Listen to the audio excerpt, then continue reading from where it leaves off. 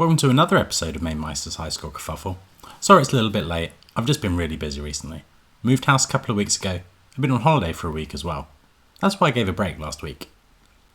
For the 2 weeks running up to a week ago, we've been playing Flying Shark. This game's an absolute classic. The guys at Turplan really knew what they were doing. Great presentation, great gameplay, great music, but really tough. We had this game before, and it came up in the Tubers High Score Challenge recently. So in some ways, I'm just a bit sick of the grind with this one. Because the same thing happens every time, it's one you can learn, but it's one I seem to forget pretty quickly. I'd forgotten the pain too. This game's just so hard.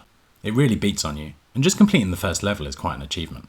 I just don't love it enough to put the time in to get very far. A few people enjoyed it though, so let's take a look at the scores.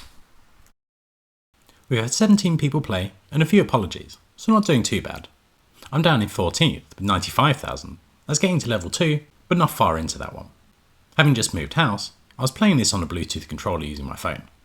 The guys getting over 100,000 are doing pretty well. That's Milty in 12th and above.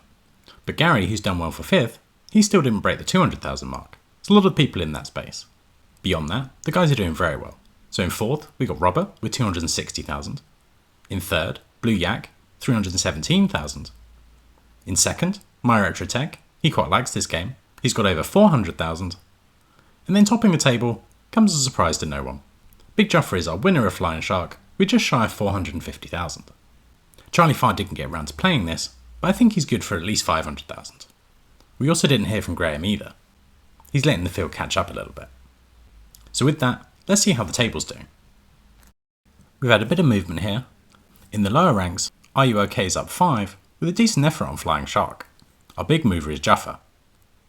He's been pretty quiet this season after winning last season, but taking that first win has jumped him up 7 spots into 8th. Gary Gill's been decent in the last 2 games, he's up another 2 into 7th. And then Myretrotech, after that second place, he's up 1 ahead of Ian, into 5th. Blue Yak's ahead of Charlie Farr, who didn't play, and he's closed the gap on Paul. Only 39 points behind now. But our top 2 haven't changed. Graham didn't play, and Paul didn't do great on Flying Shark. He's not a fan of this one.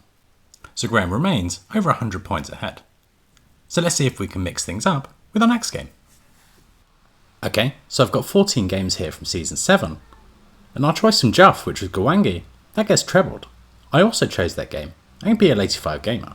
What a quality game that is. So let's set the selector going and see what we get.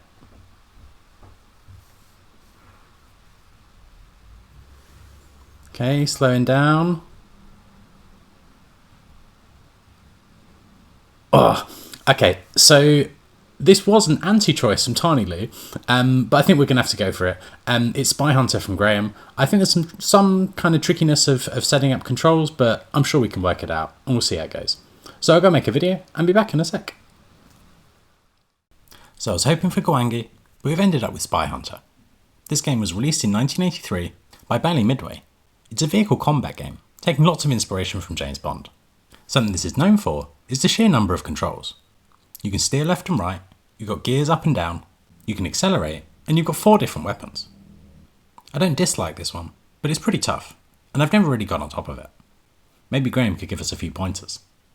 There's one main ROM, which is spyhunt.zip, and we'll be using default settings as usual. So let's take a look what the options are for our next game. Unlike in Season 7, the games in Season 8 aren't great from my perspective. There is a few good ones though. Gyrus is obviously a classic, and then we've got quality shmups from Espgaluda and Don Pachi. Fixate is also reasonably fun. Cabal isn't a bad time either. For me, we've got to have a cave shmup though, surely. But get your suggestions into me, the sooner the better. So I hope you all enjoy playing a bit of Spy Hunter, and I'll be back with the scores in a couple of weeks. See you then.